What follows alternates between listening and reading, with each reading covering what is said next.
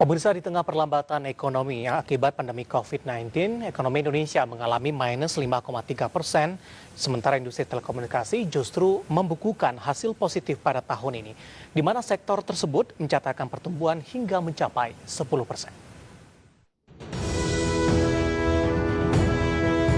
Di tengah perlambatan ekonomi yang mengalami minus 5,3% akibat dampak pandemi COVID-19, industri telekomunikasi Indonesia justru membukukan hasil positif pada tahun ini, di mana sektor tersebut sukses mencatatkan pertumbuhan hingga mencapai 10%. Berdasarkan data Badan Pusat Statistik, pada kuartal 2 2020, sektor telekomunikasi berhasil mengalami pertumbuhan sebesar 10,88%, meningkat jika dibandingkan capaian pada kuartal yang sama tahun lalu. Kondisi ini sekaligus dapat menjadikan momentum untuk melakukan ekspansi saat kebutuhan akan data tengah meningkat tajam sejak diberlakukannya WFH, bekerja dan kuliah secara online. Namun demikian, pertumbuhan tersebut tidak diimbangi dengan kenaikan revenue yang proporsional. Hal ini dikarenakan turunnya yield dan harga per gigabyte akibat pemberian harga spesial bagi masyarakat di masa pandemi sebagai bentuk kepedulian sosial setiap perusahaan. Adapun para ekonom menilai pertumbuhan industri telekomunikasi saat ini masih dibayangi oleh penurunan daya beli masyarakat akibat pelemahan ekonomi, di mana sejumlah masyarakat diprediksi akan terpukul cukup dalam di semester 2 2020. Bagi sumber, Adexchange. Terima kasih untuk Anda yang masih bergabung bersama kami di Market Review. Di segmen ini kita akan coba membahas geliat industri telekomunikasi di tengah pandemi COVID-19. Dan saat ini kami sudah terhubung bersama dengan Bapak Martin Pandiangan yang merupakan Corporate Rating Analis PT Pevindo. Kita akan langsung sapa saja. Pak Martin, apa kabar? Kabar baik, Mas David.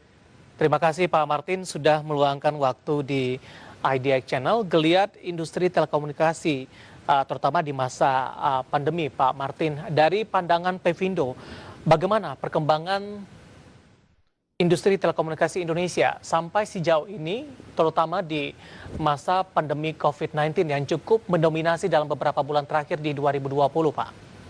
Baik, Pevindo memandang bahwa prospek industri telekomunikasi akan tetap stabil ya dalam jangka menengah, mempertimbangkan industri ini merupakan salah satu penggerak ekonomi nasional, tercermin dari pertumbuhan industri yang melebihi dari pertumbuhan Indonesia sendiri. Di tahun 2019, sektor informasi dan telekomunikasi mencetak pertumbuhan 9,41% dibandingkan dengan pertumbuhan Indonesia yang sekitar 5,02% di periode yang sama. Dan di semester 1 2020, ketika kondisi global yang kurang menguntungkan saat ini, sektor telekomunikasi masih mencatat pertumbuhan sekitar 10% ketika Indonesia mengalami kontraksi ekonomi 1,26%. Nah, dari aspek penetrasi internet di Indonesia saat ini pun terus bertumbuh ya. Di tahun 2018 sudah menjadi 64,8% dari total penduduk Indonesia, di mana tahun sebelumnya di tahun 2017 sekitar 54,7%. Dan di tahun 2019 dan di semester 1 2020 pun masih mencatatkan kenaikan untuk penetrasi internet di Indonesia. Kami juga melihat bahwa dari segi program pemerintah, yakni untuk meningkatkan jaringan informasi melalui layanan broadband, ini akan memberikan potensi yang baik untuk industri telekomunikasi. Tentunya dengan penetrasi internet dan penetrasi smartphone yang lebih baik, itu akan menggerakkan ekonomi Indonesia. Begitu Mas David. Baik, kalau kita lebih mengerucut sedikit ini, Pak Martin, di tengah pandemi COVID-19, tampaknya industri telekomunikasi cukup menguntungkan di sini. Ya. Ketika beberapa sektor industri lainnya justru mengalami tekanan yang cukup dalam, pemberlakuan dari WFH, kemudian juga belajar dari rumah, tampaknya ini menjadi angin segar bagi industri ini.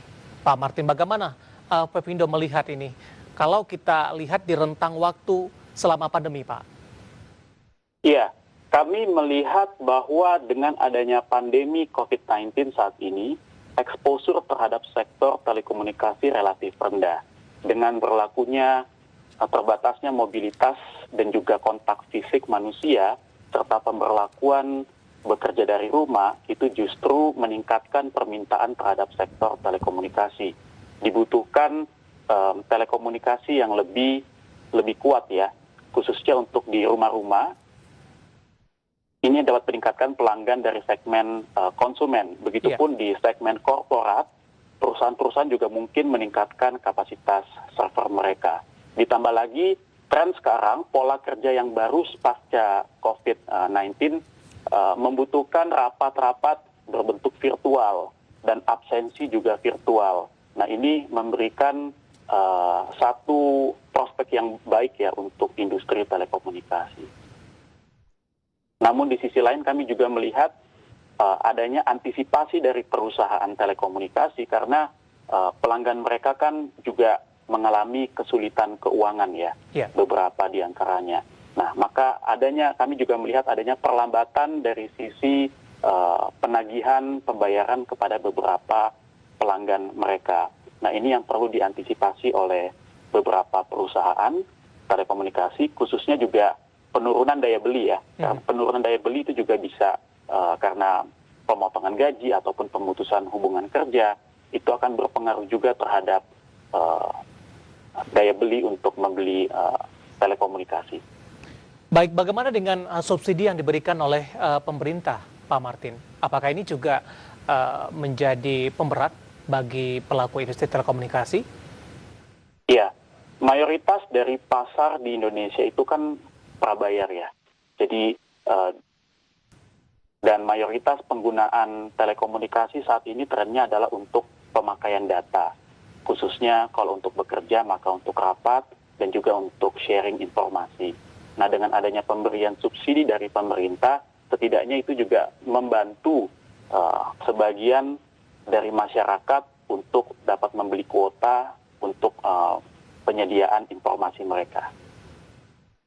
Dari sisi masyarakat dibantu begitu Pak Martin. Bagaimana dari sisi pelakunya dengan adanya subsidi ini?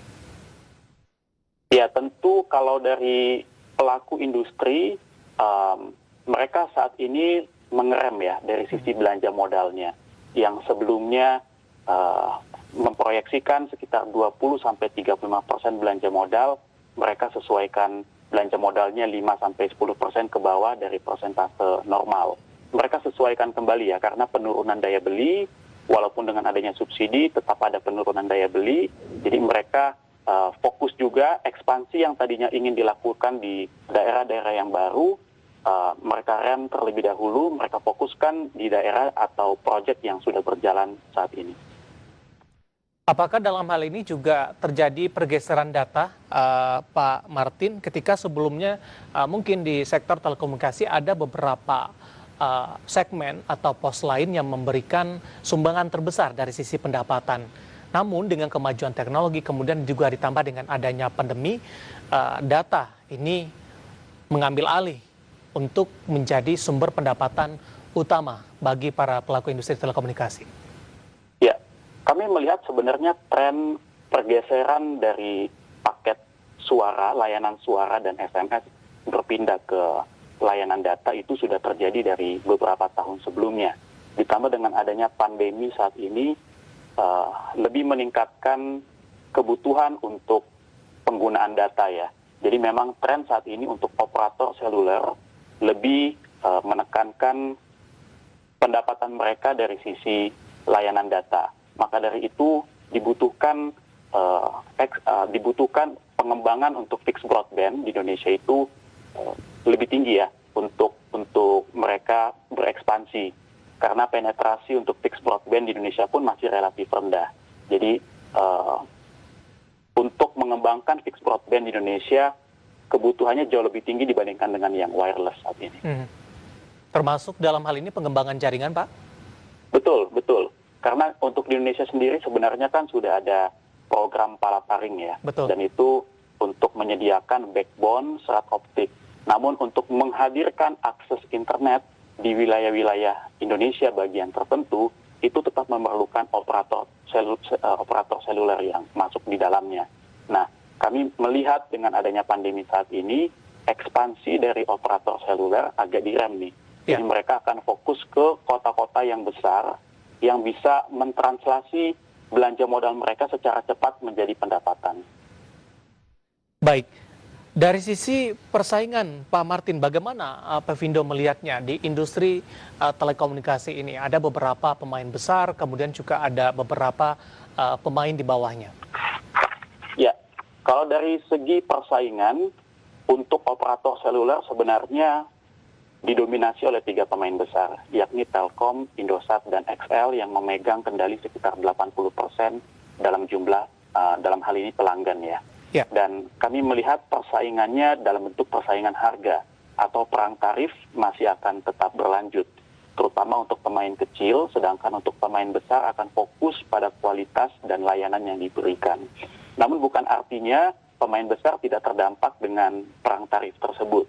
Di tahun 2018 ketika ada implementasi dari registrasi kartu SIM, ini berdampak terhadap penurunan jumlah pelanggan dari 3 pemain besar ini, sekitar 23-24%. Nah ini karena dengan adanya registrasi kartu SIM itu memberikan ketidaknyamanan bagi pelanggan untuk melakukan proses registrasi dan adanya pembatasan kartu SIM untuk tiap orangnya. Nah, akibat ini beberapa operator seluler melakukan promosi untuk menarik pelanggan baru dengan salah satu contohnya adalah memberikan bonus data kepada pelanggan-pelanggan yang baru. Nah ini tentu akan berdampak terhadap penurunan margin dari beberapa operator seluler. Nah itu dari segi operator seluler. Persaingan yang ketat kami juga lihat di menara telekomunikasi. Untuk menara telekomunikasi, kebutuhan terhadap menara telekomunikasi meningkat ya, seiring dengan traffic data yang semakin meningkat juga kebutuhannya. Dan kami melihat pemain untuk menara telekomunikasi ini sangat banyak. Mulai dari yang paling besar, seperti PT Sarana Menara Nusantara Tbk, terus juga PT Tower Bersama Infrastruktur Tbk yang memiliki menara lebih dari 15.000, sampai dengan menara yang pemain-pemainnya relatif rendah ya, yang kecil gitu ya, yang memiliki menara 3.000 ke bawah, ini memiliki persaingan yang ketat untuk memperoleh tenan-tenan yang baru. Nah, tentunya dengan kami juga melihat adanya tren akuisisi menara-menara telekomunikasi yang dimiliki oleh operator. Jadi operator seluler akan lebih fokus kepada bisnis utamanya, sedangkan untuk pengelolaan pemeliharaan menara telekomunikasi akan diserahkan kepada penyedia menara telekomunikasi. Nah ini tentu akan menguntungkan bagi penyedia menara telekomunikasi karena mereka tidak lagi mencari pelanggan baru, tidak lagi secara organik, tapi secara anorganik mereka bisa langsung memperoleh pelanggan dengan skema sell and leaseback. Baik.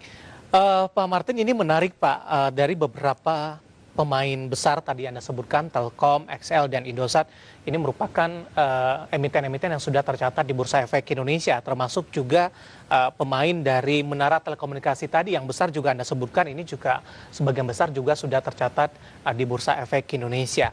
Bagaimana Anda melihat upaya dari para pelaku industri telekomunikasi ini, Pak Martin, misalnya Telkom, ini juga akan memperkuat posisinya terutama dari sisi menara telekomunikasinya melalui Mitratel misalnya. Artinya mereka bermain sendiri, kemudian menyediakan menara sendiri, komposisinya juga akan lebih kuat, Pak? Pak Martin? Iya, kalau dari sisi operator seluler yang memiliki menara yang banyak, itu tentu memberikan satu keuntungan tersendiri bagi perusahaan tersebut.